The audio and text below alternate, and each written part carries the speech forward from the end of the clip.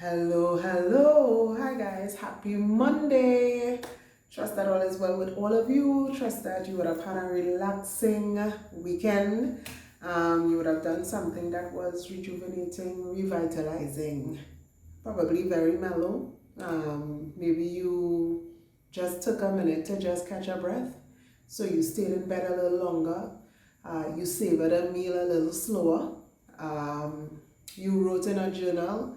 You took all the things that were bustling around in your mind, in your heart, and you decided to put it on paper to just clear and detox and file away some things or to throw some things in the bin. Maybe you did it in a journal this week and that was your self-care, that was your me time.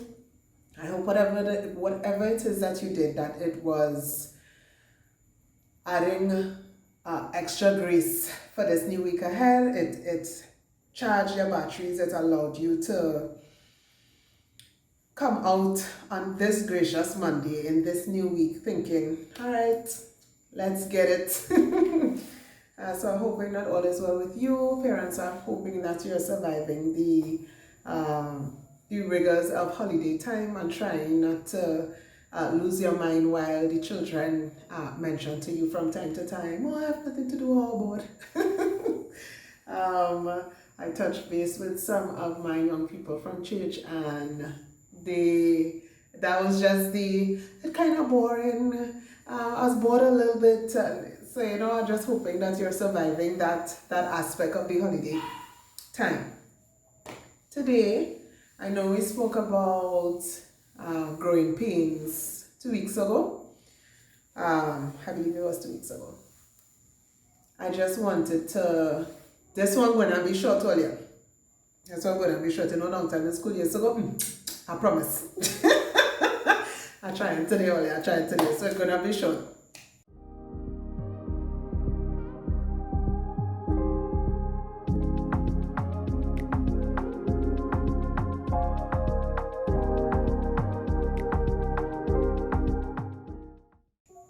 So today I wanted to, I've listened to that video. I think that's the video I listened to of all my videos the most. I kept replaying that video. Today I just want to touch back a little bit on it. As a mother of 4, having gone through pregnancies for 4 times, 5 actually, because I did have a miscarriage. News to you. Yes, Melina putting she whole self out there on the internet. So yes, having had that many pregnancies, I know for me, I don't know if everybody does this, if everybody does just be shouting from the rooftops as soon as they realize they're pregnant, hey, I'm pregnant. I am, for the most part, I think for almost all of them, I was so sober and reserved within the first trimester. I just kind of kept it so close to my chest. And I thought about that. I thought about the dietary restrictions that nurses tend to put you on subtly.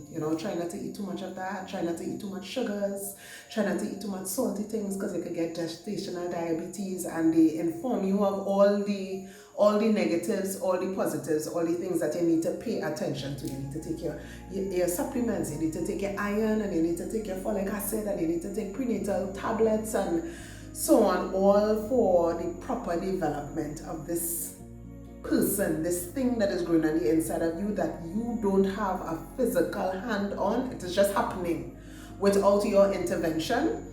After conception, there's nothing you do for the development. Aside from, like I said, the eating, the supplements, those things, making sure you drink enough water, there's nothing that you could physically do to make sure the eye develop and the hearing is developed and the brain is developed and 10 fingers and 10 toes. You cannot do anything to make it happen better.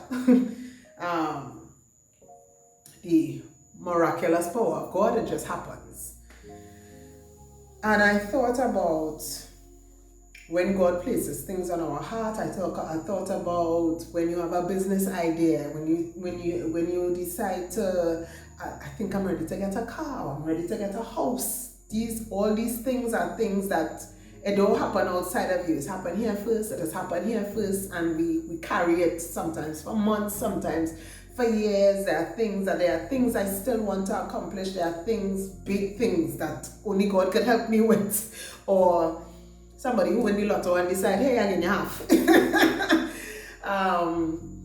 And so there are things that we hold in our mind, hold in our heart, have listed down as things that we want to accomplish before we leave the earth. And those things, like I said, could be very big, very small, maybe significant to you, but insignificant to somebody else. That's where you're keeping a secret.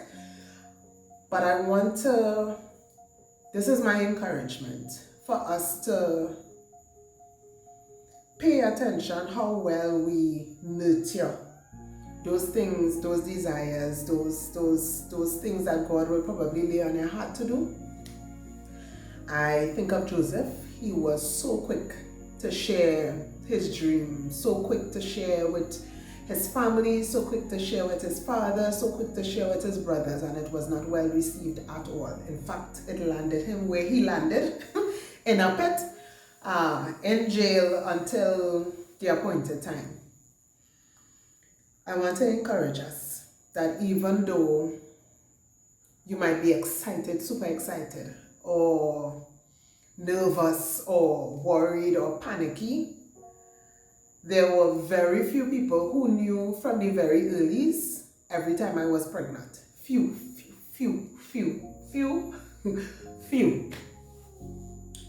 And I chose those people well. I want to encourage you to make sure that you are sharing your dreams, sharing that thing that you're carrying, whether it be a ministry thing, whether it be a business thing, whether it be a financial investment that you want to do. Be very careful as to who you bring that to. And in terms of yourself, be very careful about the self-talk that we talk to ourselves in our minds when it's quiet, when it's just you alone, and then you start to doubt and then you start to talk around loud. Be mindful of what you allow yourself to hear, to take in while you're carrying that precious thing. And like I said, it could be ministry, it could be a business idea, it could be something that you want to do for somebody, it could be anything. Whatever is bubbling on the inside and the passion and the desire for it just growing and growing and growing. Water that thing with prayer. Guard it. Protect it.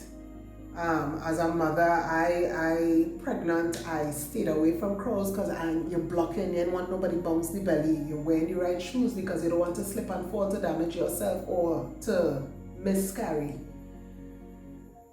Ensure that the circumstances, situations that you place yourself in don't cause you to abort that thing that you're carrying, that the people that you listen to, the pain that you might experience while you're carrying, that don't cause you to abort that thing that you're carrying. Sometimes you might end up in situations that are devastating. When I was carrying my third baby, I broke my ankle in the first trimester. Doctors thought, you will miscarry. This is a 3-hour surgery, and it was under anesthesia. It's a 50-50, and their 50 was more like a 20-80. 80 on the side of, I just don't want to tell you, kind of thing. I hope that even if you experience something as devastating and catastrophic as that you guard.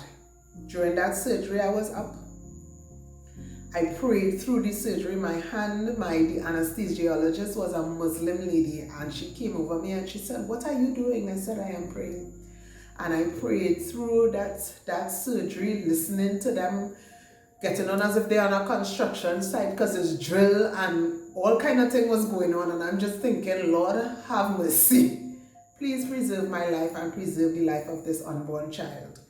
And so I pray that even if you go through something that is devastating, that you put yourself in a position where you always seek to protect the thing that you're carrying.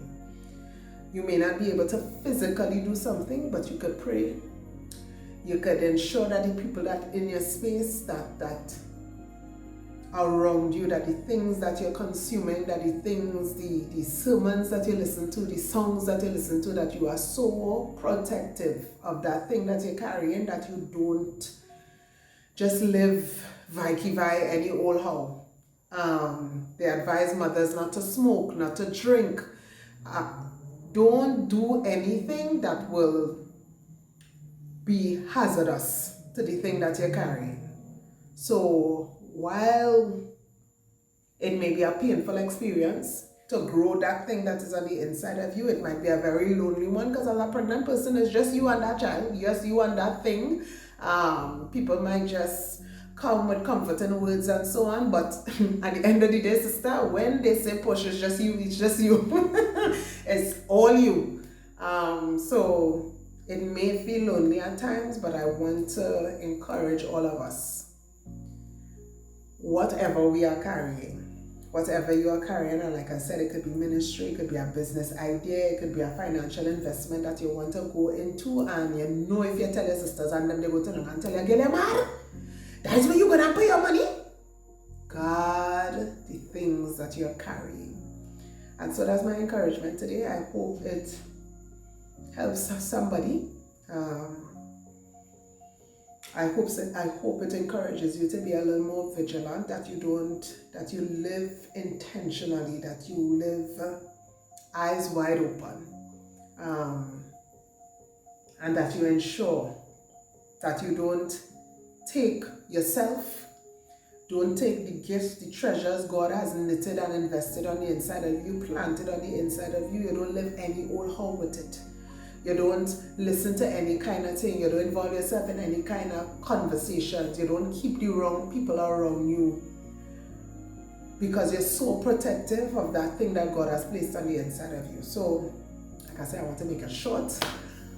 It's looking like we're wrapping up before 15 minutes. So, have a wonderful week, guys. Have a safe and productive week as you go outside there looking for books and so on. Second hand is an option, I just saying. I just saying. And guard that thing that you're carrying. Guard it, protect it, guard it. Have a fantastic week, guys.